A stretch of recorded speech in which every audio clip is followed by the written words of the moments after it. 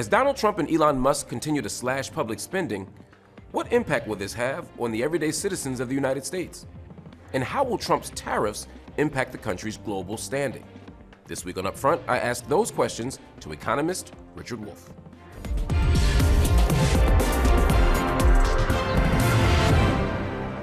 Richard Wolff, thanks so much for joining me on UpFront. My pleasure. So the Trump administration is set to cut $2 trillion in federal spending, slashing funding for disaster relief, humanitarian aid, the Center for Disease Control. I mean, just to name a few things. What do you make of this? Well, on the one hand, this is the traditional Republican pitch. Remember, for at least a century, the Republican Party presents itself in this country as the party against taxes, the party for small government, all of that. Yeah. What you see in Mr. Trump is the same old Republican story, but carried much further. It's a little bit like the Republican Party always allowed the southern white population to leave the Democratic Party and come over. But they didn't pander to white supremacy. Mr. Trump did. You know, the hostility to foreigners that you could get from the Republican Party is taken further. Trump defined himself as different. I'm going to give you more than any Republican ever did, and you've got to let me do more than you might. And so people say that in different ways, but that's the deal. Look, the Democratic Party isn't that different. It also supports private enterprise and capitalism, but it makes the alliance based on a different group of people: women, highly educated people, black and brown people. You know, we all kind of know, if you pay much attention, the Democrats say to the big shots, support us because we will bring in, and they will all, like Nancy Pelosi in that famous moment during the campaigns a few years ago, when she's at a college and a young student stands up and says, to her, what do you think about socialism? They're obviously affected by Bernie and all of that. And she doesn't, you can see the camera's right on her. So she doesn't know quite what to say. And she's fumbling, which she's pretty well spoken, so this was unusual. And finally it comes out. She looks kind of befuddled and looks right at the young man and says, we're all capitalists now. Wow. And that she's right. That's we're all of them, those folks, and their job is to build the alliance that gets you the votes. And so you sit. And when you don't do it well enough, then the other one. Trump comes along, breaks all of this by saying, I'm going way further in building that alliance, and I'm going to get enough people that I'm going to blow the rest of you out of the water. Let's talk about that. Let's talk about that going further thing, because you're not wrong, at least based on what we've seen so far. Republicans in Congress want to extend Trump's existing tax cuts, which are set to expire at the end of the year. Right. If passed, it'll cost an estimated $4.5 trillion. Yes. But it disproportionately will reduce taxes for the wealthy. Now, the further part seems to be that in order to pay for it, they're considering slashing Medicaid, gutting parts of the Affordable Care Act. I mean, they're going further and deeper than we've seen in recent years. But how does that jive with the populist promises he made? Again, he's telling lots of people, your life's bad now, it'll get better under me. But if they lose health care and high quality medical services, how is their life better? It isn't. And how does he sell that, though? Mr. Trump is well, he sells it to the people. In the end, he has to. That's the employer class. Look, in 2017, when Mr. Trump was president and got them this tax cut, it was then the biggest tax cut we've seen, emphasizing the corporations and the rich. It came at the end of a 40-year period, unequaled in American history, for redistributing wealth and income up, away from the poor, away from the middle, to the Musks and the Bezoses and all of them. Yeah. And as an economist, I can tell you, never did we need a tax cut for corporations and the rich less than 2017 when they got it. Now they want to keep it because it had a sunset provision. Now they want to keep it in this year. If he's going to do that, the only way he can deliver to them Or to use his language, I'm going to make you all rich. Exactly. The only way he can do that now is to savage the public sector. Where else is he going to get the money? And then when the public realizes it, is it just too late? How do they reconcile that? Mr. Trump won't be with us when they figure that out. Fair enough. You mentioned Elon Musk. He has not just been a public cheerleader for Donald Trump. He's been brought into the fold in very concrete ways, kind of to help dismantle the federal government. They've gutted entire departments, including aid agency, USAID, as well as the Department of Veterans Affairs.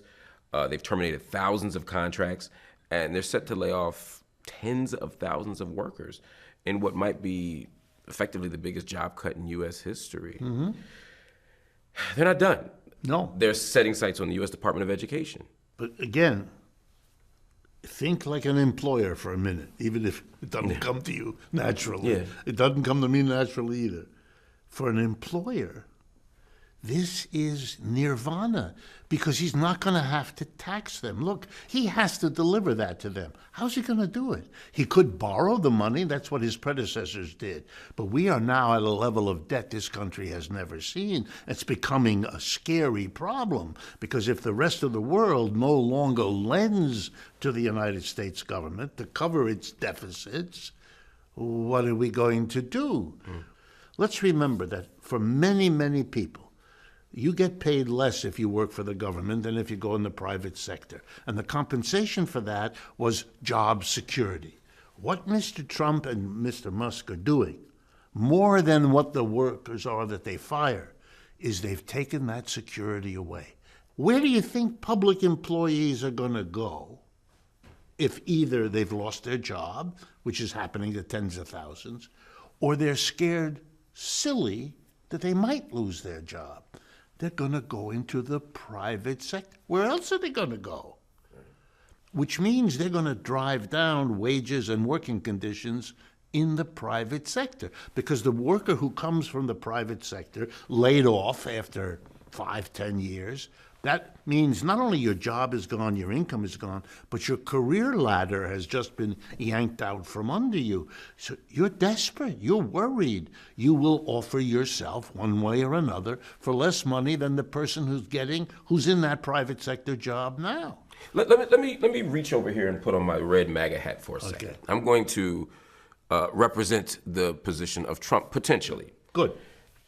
Yeah, we're cutting taxes for the richest among us. Yes, we're giving more and more benefits to corporations, but that will create jobs.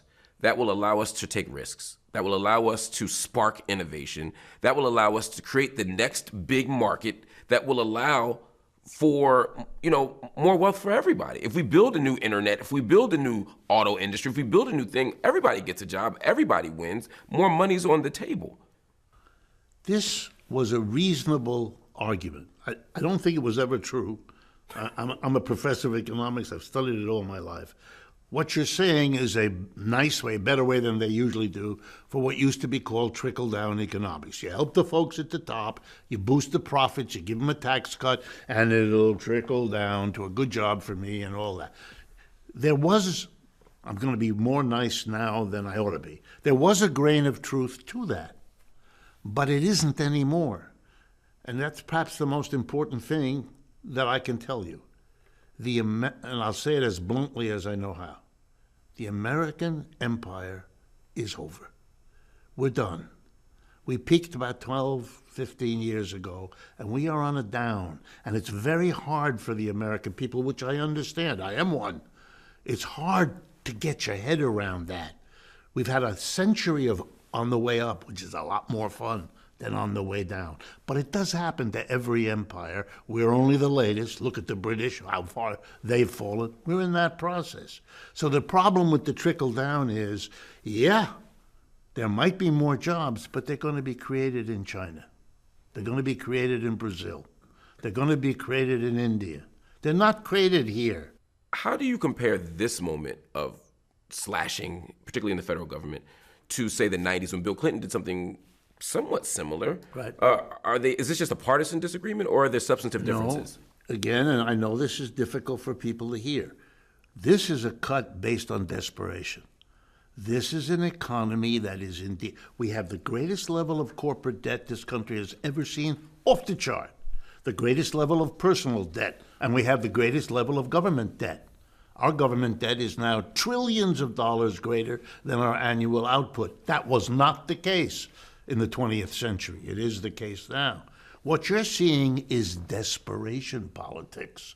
The whole Trump phenomena ought to say to you, wait a minute, these jerky moves that are out of whack, right? In recent days, we have seen the decision of the Trump administration to kiss the war in Ukraine goodbye. We're not doing that no more because we can't afford it. We can't keep funding a war, which, by the way, the West is losing, as anybody who pays attention knows. All of these things are signs of what? Of a country that is in trouble and is turning on its friends because it can to save itself. We're going to take over, we're going to get your energy for nothing. We're going to, make you build the wall, Hugh, in Mexico. Look what the genius in a way of Mr. Trump is that without understanding it, because clearly he doesn't, he feels in his own way, the way lots of people do, that there's something that necessitates going way beyond what has been done because our need as a society is beginning to show up. Look, let me give you a simple example. The best electric vehicles in the world right now, but by uniform global agreement, are produced by something called the BYD Corporation, which probably most folks have never heard of, which is Chinese. BYD, the initials, BYD. They make the best quality, cheapest electric car and truck. All right. You don't see them anywhere in the United States. Why not? Because Mr. Trump put a 27% tariff on them, and Mr. Biden raised it to 100%. So let me give you an example. Wow. If you wanted to buy a $30,000 BYD electric vehicle, which you could do, that's what they charge. That's why it's so good. You would have to pay $30,000 to get the Chinese to ship it here. Then you'd have to give another $30,000, 100%, tariff to Uncle Sam, or in this case, Uncle Don, in the way of a tariff. So it would cost you $60,000, which you're not going to do because you can get a less good Tesla or GM or Ford or anybody else at $40,000 to $50,000, which is less than you'd have to pay. But here's the problem. I was going to say, because right now this sounds like a good plan to a lot of people. Trump has said, I'm going to do this not just to China, although he's going to double existing tariffs to China, obviously. Right. But Mexico, Canada, everybody. If we intensify the tariffs, the scenario you just painted will happen, and people will be forced to buy U.S. stuff. Right. Which then creates U.S. jobs, which again stimulates the economy. All right, let me be the economist. Okay, that's good for the Tesla company, which I'm sure is purely coincidental, and GM and Ford and the others. Good. And they'll maybe be able to hold on to some jobs. Good. But now let's follow the bouncing ball, because that's my job as an economist. Yeah. Everywhere else in the world, every company in Asia, Africa, Latin America that competes with an American company that has to buy a truck as part of its business will go to China and buy the best truck at the lowest price, $30,000, the best truck. No American company that competes with them will do that. And you know what that means? Those companies will be able to charge a lower price because they have better inputs than the American company, which doesn't. In the long run, that will lose Americans' jobs left and right as they're outcompeted by all the rest of the world that can go and buy, and is buying, BYD trucks. If you go to Europe right now and you go on the auto routes all over Europe, you'll see BYD cars and trucks. America is shooting itself in the foot. It may be great politics for Mr. Trump. I'm helping the auto companies and the workers. He'll go to Michigan and give us... Yeah, but what you're doing is diminishing the capability of the United States to hold on at a time when its footprint in the world is shrinking. If you take the United States together with the other G7 countries, that used to be the dominant bloc of the world, right? The United States, let's just enumerate them so everybody knows. Canada, Japan, Germany, France, Italy, and Britain. Okay? The G7. Oh, and I'm going to add up all the GDP, gross domestic product, total output of goods and services of all of those 7 countries, U.S. and its major allies. And now I'm going to compare it to the gross added up GDPs of China and its allies, known now as the BRICS. Okay, you add up the United States, about 28% of world output. You add up China and the BRICS, it's 35% of the world output. We aren't the wealthiest bloc in the world. We're number 2. And that's new. And that changes everything. Every country in Asia, Africa, Latin America, trying to figure out who to go to borrow money from, who to go to cut a deal with, who to go to sell your exports, who to go to invest in your railroads. You know where they used to go? Washington, London, Paris, of course. Now they go there. But they go to India and Brazil. That's right. They go to Sao Paulo, New Delhi, Beijing, and they ask, can you give us a better deal? And here's the news I got to give you. They get the better deals.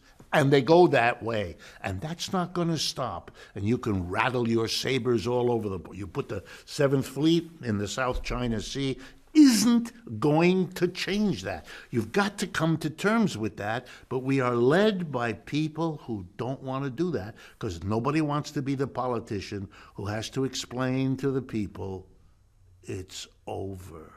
And we now have to figure out, which we should do and we could do, and we have still lots of resources to manage coming to terms with the changed situation. And a kind of economic insularity doesn't do that. It's saying, hey, we may not do so well in the global market anymore, but if these companies, these U.S. companies, are sort of treated properly and the tariffs keep the other people out, we can, just based on the few 100 million people in this country, be able to support our economy, create jobs, and live steadily. I doubt it.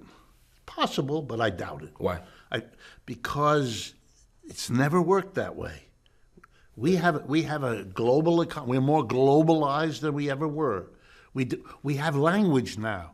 Supply chain. Almost every American kind of understands what's a supply chain. Didn't used to think about things like that because we were all here. When they say supply chain, they kind of know that when you get up in the morning and you have your breakfast, the coffee doesn't come from America and the sugar in it doesn't come from America. So if you put a lot of tariff, your latte is going to cost you $30. Uh-oh. How are you going to manage this in a country already troubled with inequality? The price increases alone, suggested by what he's doing, the dramatic actions, they look dramatic. I'm helping America. It looks wonderful. I mean, it's choreographed in Hollywood, but it doesn't work. Do you think he has a good faith belief that this will lead to the best outcomes for the American people? Oh, I think that, given what I gather from what he says, I don't know how to say this politely. He doesn't understand the economics real well. The things he said are things which an undergraduate after maybe 3 weeks wouldn't say. Wow. I'll give you an example. Tariffs.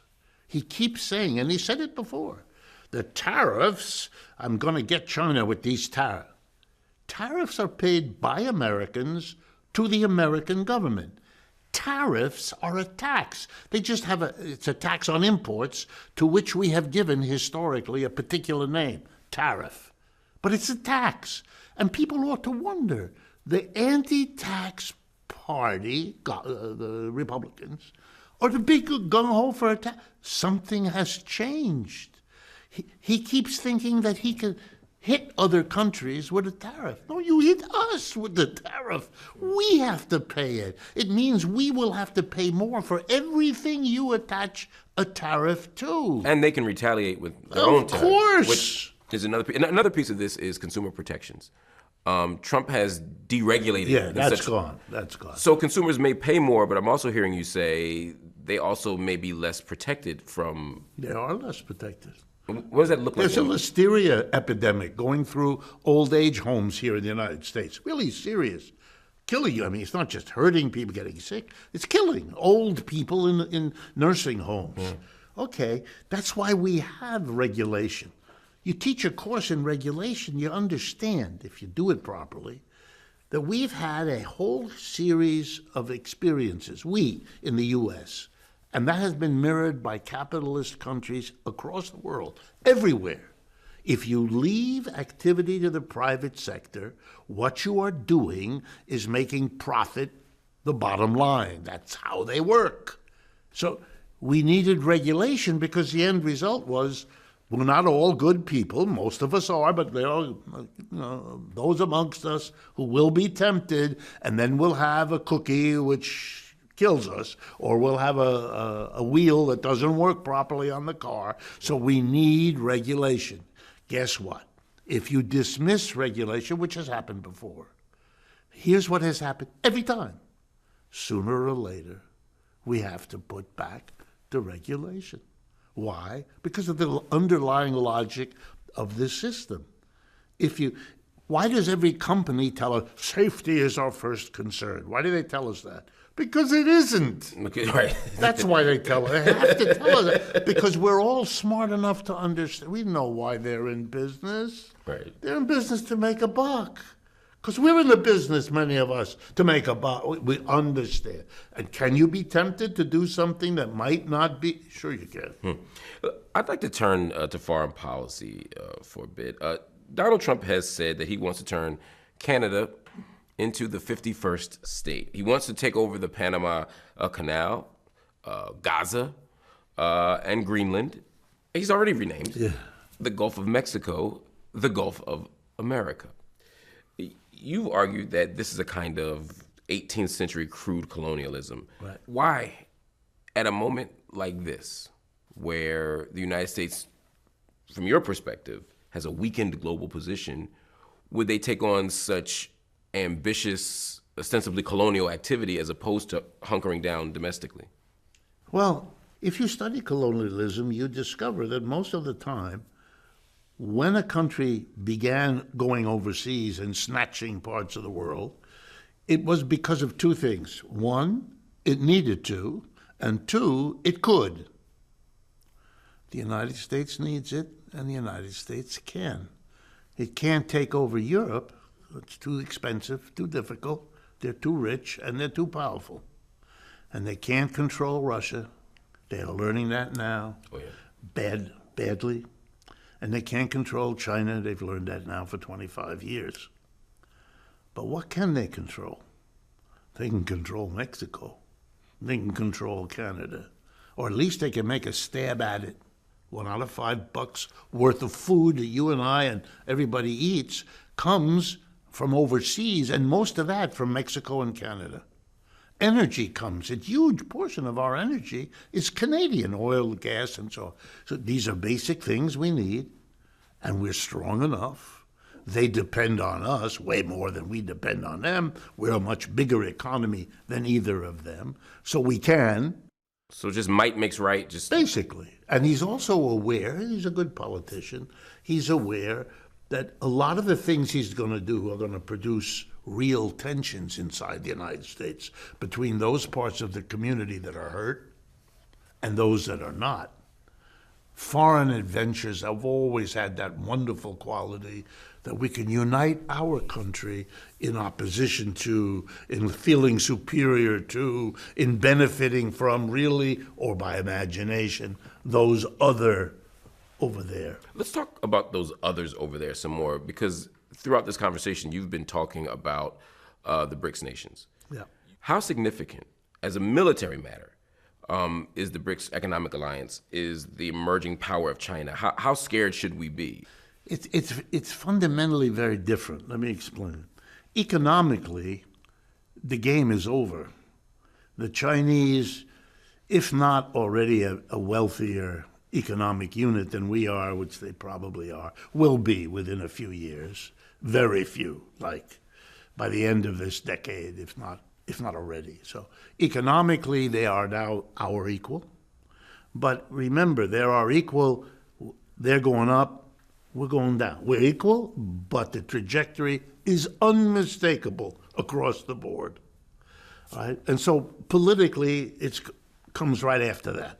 If you're that powerful economically, if you're the place that the whole world goes to cut a deal because you get a better deal than you can get from Washington or London, which is now most of the time the case. That's why if you look at the biggest harbor being built in Africa, it's being built by the Chinese. If you look at the new railroads going across parts of Latin America, it's built by the Chinese. You know, on and on and on.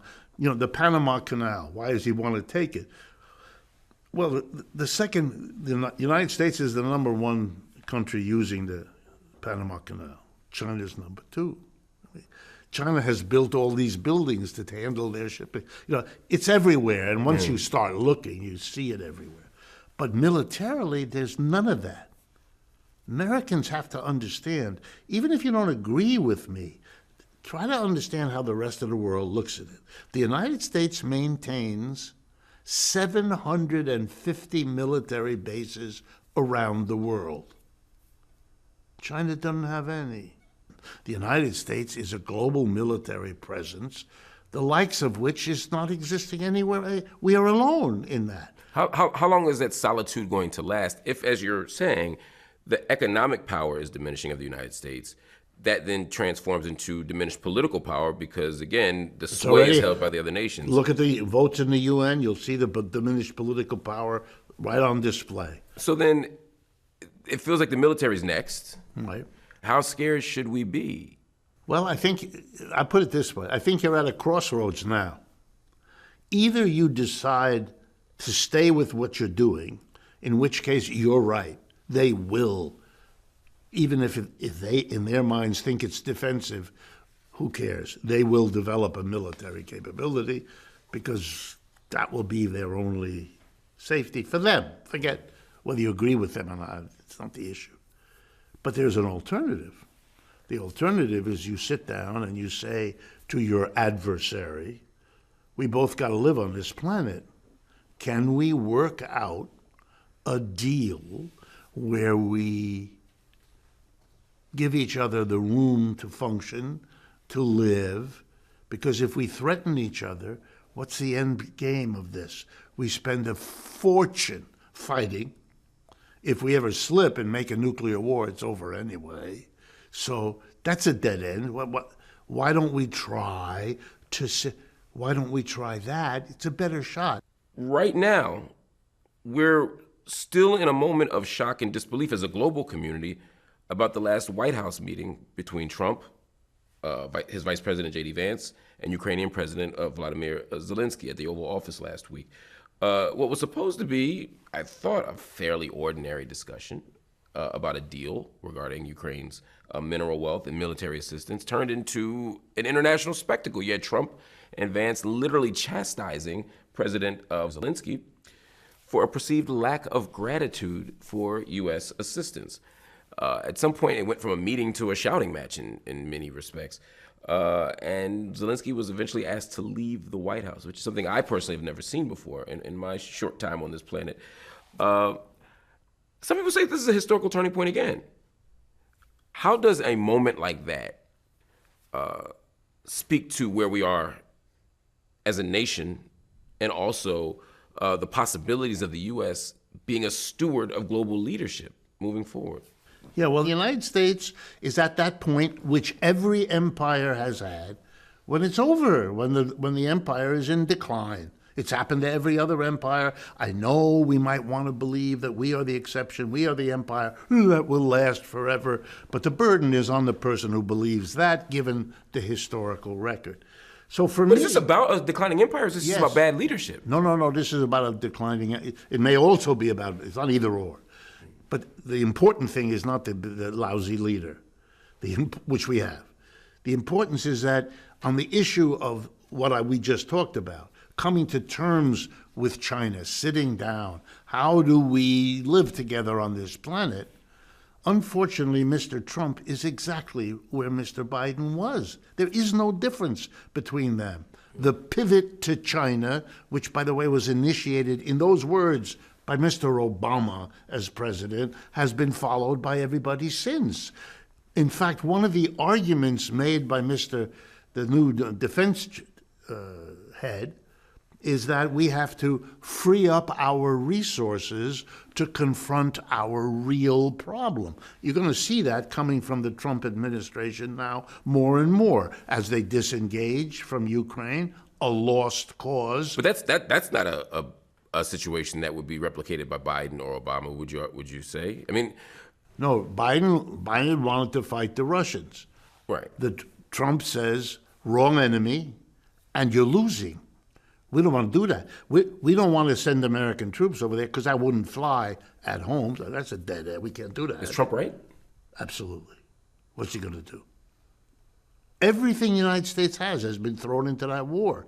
Remember at the beginning of the Ukraine war, we weren't going to give them Abrams tanks. We weren't going to give them F-16s. We weren't going to give them HIMARS. We weren't going to give them long-range missiles.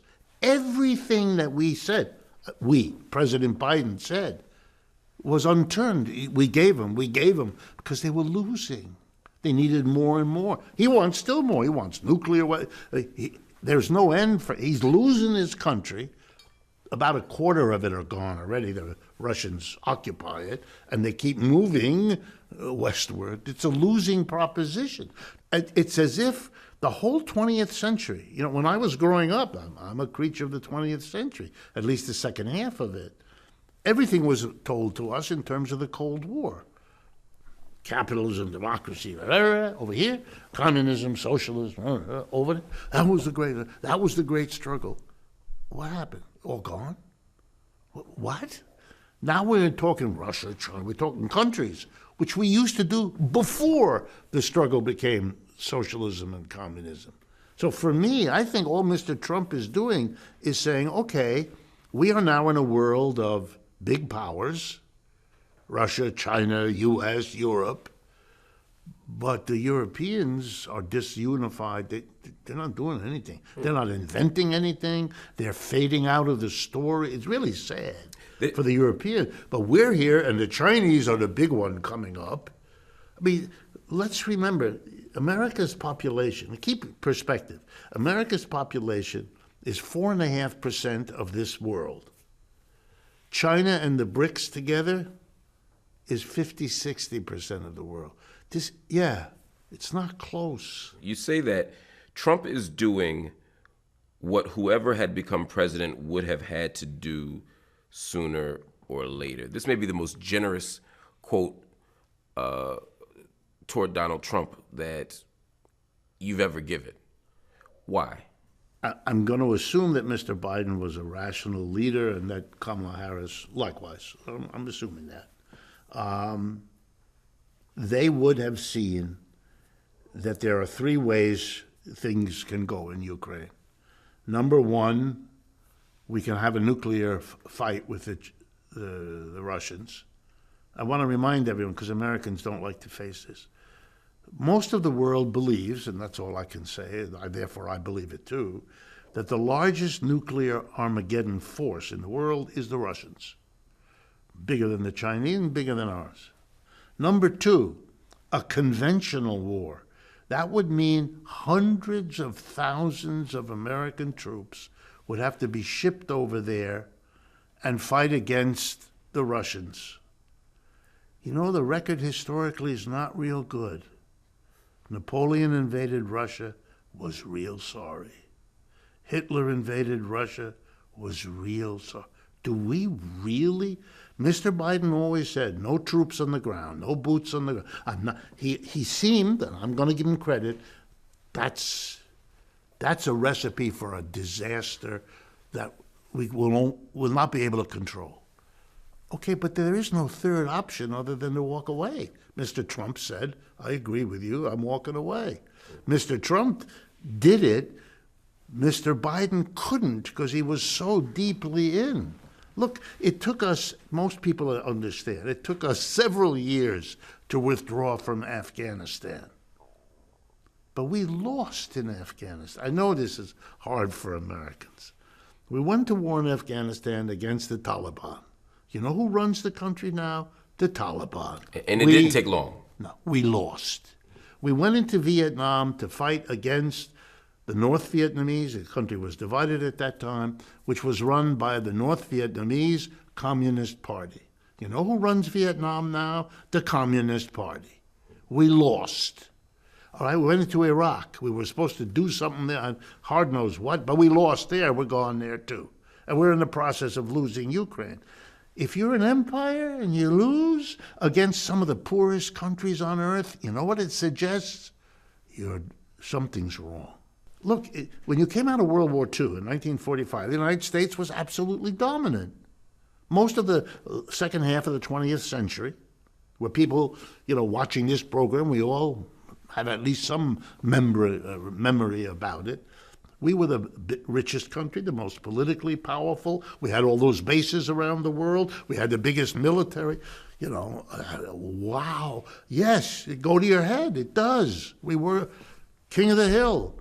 But those things are always temporary. They always have been. When we go to Egypt, we look at the ruins of their empire. When we go to France, we look at the chateaus that are the memory of what they once were. It's not going to happen to us. We're somehow different. It's already happened. We haven't been paying attention because it's so painful to look at. I think I'm the patriot saying to America, to save the good things about the society, let's sit down and work with... Look, China says, I'm not asking anyone to believe it. I'm not sure I believe it. But China says they're in favor of a multinational world. They're not interested in being the next empire.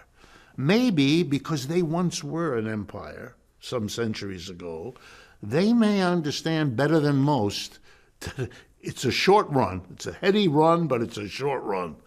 And maybe they will be willing to sit down, and then the United States has a really good deal, because right after China, it's us. We still are rich and powerful as a nation. Just moving in the wrong direction. That's right. So maybe the best move is to sit down with the up-and-comers and work something out. We'll see. Richard Wolff, thank you so much for joining me on UpFront. My pleasure, and thanks for having a program like this where these things can be talked about. You bet.